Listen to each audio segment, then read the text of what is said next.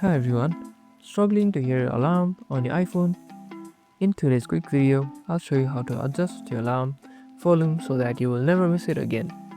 Let's jump right in. First, open your settings app on your iPhone. Scroll down and tap sound and haptics. In this section, you'll see the ringer and alerts volume slider. To adjust your alarm volume, move the slider to the right for a louder sound and to the left for a quieter one. To make sure your alarm voice is just right, tap the change with buttons toggle. This lets you adjust the volume with the physical volume buttons on the side of your phone. You can use the volume buttons now to adjust it in real time. Want to hear your alarm sound at the new volume?